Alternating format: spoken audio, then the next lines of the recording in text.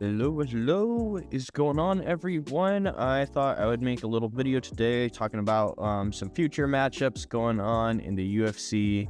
I was going to go over UFC 316 main card, as well as talk about Kamzat versus DDP. So let's go ahead and get right into UFC 316 main card, starting with the opener here, Vicente Luque versus Kevin Holland. It's another one of those fights, man, for Kevin Holland, where if he takes this seriously, he gets it done. No problem. Vicente Luque, we look at his last fight. It was against Bro. Not really too good. He beat Dos Anjos in 2023, and he lost to Buckley, and then Gorimbo just, not the best win, if I'm going to be completely honest. Nothing against Gorimbo, he's just not top 15 material. He just hasn't been, he was active for a time in 2021 and 2022, but he's been really sleeping on that activity a little bit, as far as it goes. Because, he's got 2 fights in 2024, 1 fight in 2023, 2 fights in 2022. I'm just not liking the activity of that. Kevin Holland, for as much as he loses and fucks around, at least he's very active and is constantly, whether he wins or loses, at least he's learning something, at least when he loses, I think he's learning something, maybe. I don't know. Coming up with reasons in my head for why I like Kevin Holland. He's kind of back and forth, obviously not the best, but now that we see that Reiner de Ritter and he's done something good, we can kind of see why. And, he lost Jack Del Atlanta by split decision. It's 2023, man. I'm liking Kevin Holland's losses more and more as the welterweight division progresses. And I like that he's at welterweight. He needs to just stay at welterweight. This is his division, is welterweight. He's got the reach, got a little bit more pop to his shot than these other 170-pounders. And he's going to have the height and reach. I already said reach, but he's going to have the height and reach advantage on a lot of these guys. So, yeah, really looking forward to that. Now, Patchy Mix. Not a lot of people know about Patchy Mix, but he is coming to the UFC from Bellator and PFL. He never really, I think he fought at PFL once, maybe. I could be mistaken. Really great guy. He's fought Rafael Stotts, Sergio Pettis, Hirogochi, I think that's how you say his name. Some Japanese, former Japanese UFC title challenger type stuff. He's fought a lot of tough guys in the B leagues, to be fair to him.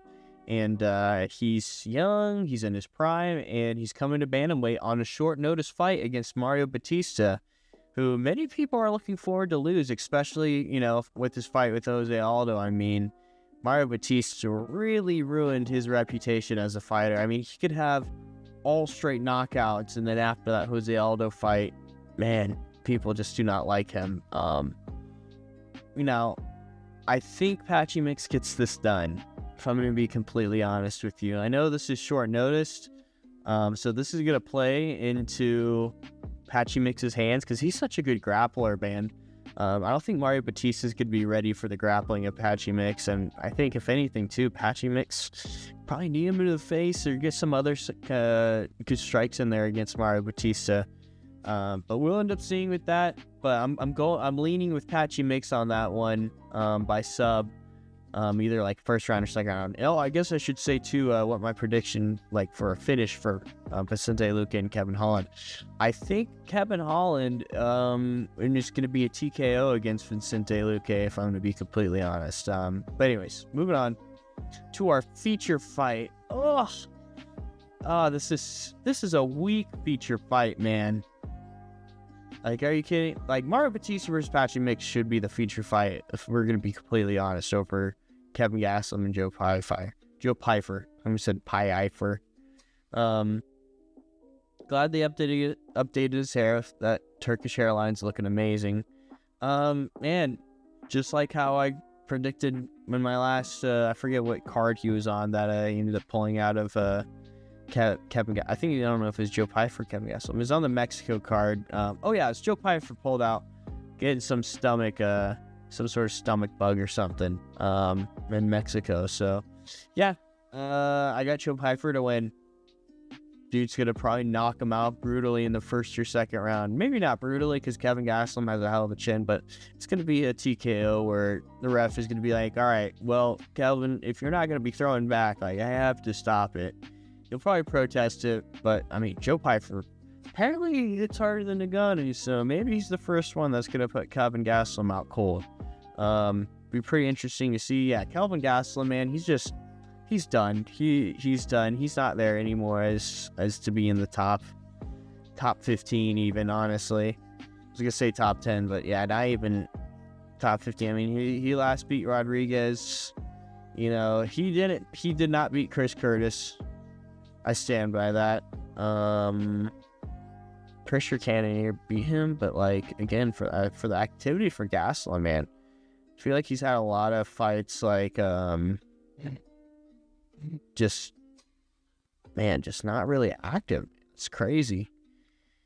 That is crazy. If he ended up losing, why did it say how he ended up losing to Cannonier versus, I don't know what happened in this. Weird. But anyways, hasn't had the best record. Kind of out on his career. You know, if I'm gonna be completely honest. Had a great fight with Izzy that one time. That's about it. And in hindsight, it's looking worse every day for Izzy.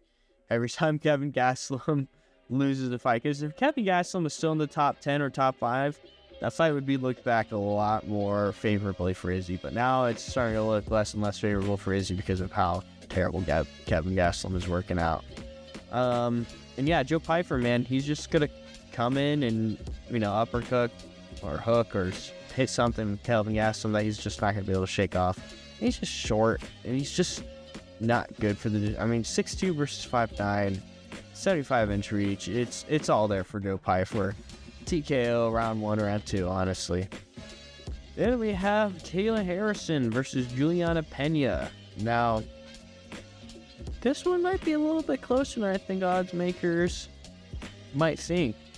Although now that I see 18-1, I forgot that she's 18-1. I don't know. Maybe actually... it's kind of right to have this.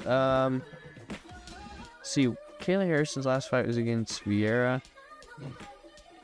It wasn't really that memorable. October 5th, 2024. I don't really remember that well. It wasn't that great. Against Holly Holm, too. Like, that's Holly Holm on her way out, too. That one hasn't aged too well. Pena's been, I mean, her Pennington fight was...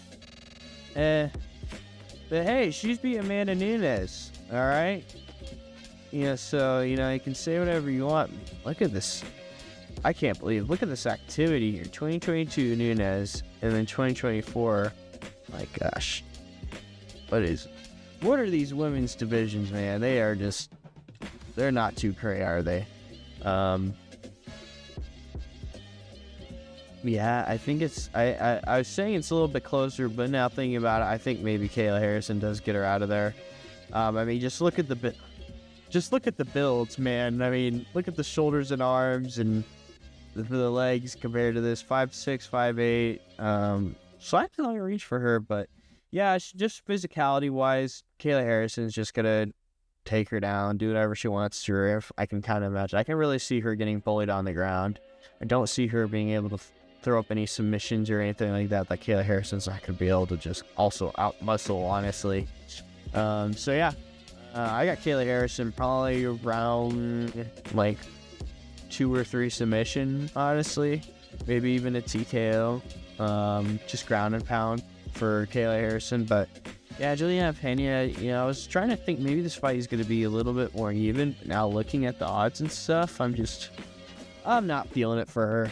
I'm not feeling it for Juliana. Anyways, moving up.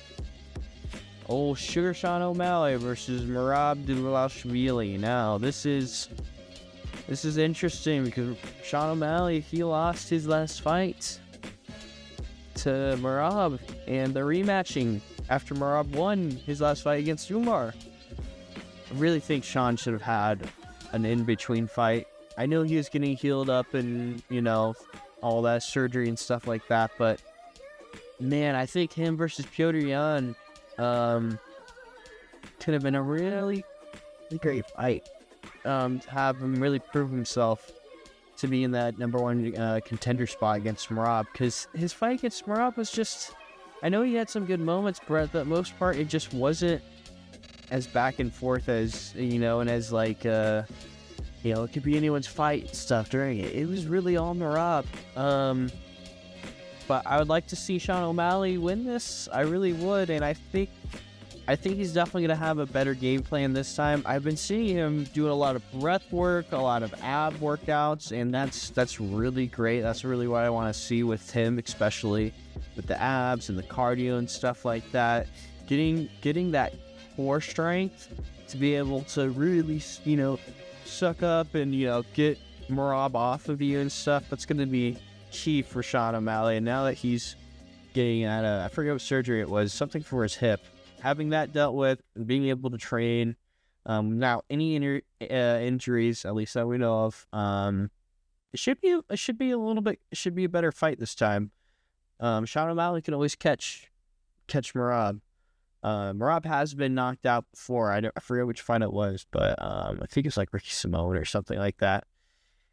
Some low-level bantamweight that's still in the UFC that beat Merab somehow before he just went on a crazy win streak and just beat all these legends and stuff. But yeah, no. I think I'm gonna go with Sean O'Malley on this one. Oh, I feel like I'm gonna have to go with Sean O'Malley on this one, man. I know he's an underdog, but I feel like he's gonna come back with a better game plan. I mean, that's what my heart and and I've kind of always gone off of like what my heart and kind of stomach kind of tells me a little bit when I'm thinking about these matchups again. But at the end of the day, you gotta accept the objective reality that Merab is gonna do what he always does. And he does that very, very well. And I haven't seen anyone, even Umar, who was supposed to be able to stop his takedowns and, control and stuff like that, didn't really do that. And now there's going to be a lot of Umar fans, a lot of Dagestani fans. It was a very close fight. Umar should have won. Blah, blah, blah. Yeah, no, rewatch the fight. I personally think that was all Merab. Sure, Umar had some good moments. He cut Merab a little bit, but for the most part, he got clowned on, man. He got taunted a lot. Like, it just wasn't a good look for Umar either way. But yeah, I'm leaning Sean O'Malley on this one. Leaning Sean O'Malley by catching him. Now, I think the most likely would be round 1 or round 2 if Sean O'Malley does end up catching Merab. Because 3, 4, and 5, it's just gonna be a grind for Sean. So yeah, I'm gonna go Sean O'Malley round 1 or round 2. Would it be a terrible idea, man? It wouldn't be a terrible idea to put on it. Plus 260. I bet for a knockout is going to be even higher than that too. So, not the worst idea to put it on Sean O'Malley. That's kind of where I'm leaning on it, because I feel like with taking that time off, Merab's coming off that fight with Umar, maybe he's got a little injury. Merab doesn't like to talk about his injuries or staff or cuts or anything like that. So I think Merab might be a little bit too high on his horse here and might fall off against Sean O'Malley, but we'll see. This is going to be, I'll be doing another prediction video again when the actual fight week of this comes out. Right now it is the 22nd. I do not want to talk about the Apex card that's coming on the 31st. So yeah, maybe I'll go over it, maybe. But yeah, no, Merab versus Sean O'Malley. That's the next big matchup before we start getting into International Fight Week with Topuria and Oliveira. But anyways, I want to squeeze this in. I guess we're really not squeezing this in, but we'll make a whole other video about it. Honestly, I said that we're going to talk about Khamzat and DDP. We're at about 15 minutes now. I think we did our job here. We're talking about the main card for UFC 316. I think I'll save DDP and Khamzat for another video, and it might be kind of like some ammo for DDP to use against Khamzat, because you know what? Yeah, I don't really like Khamzat. I just don't. He's a hell of an athlete. He's a hell of a fighter. He's a great fighter. He's an amazing fighter. I just don't really like like him as, you know, person slash, you know, personality. You know, we all have our different reasons. I have mine. I'm sure some people really like him, and I'm just one of those people that just doesn't like Hamzat. So I'd like to see DDP beat him, but we'll talk about that on another video, another time, another day. So have a great day yourself.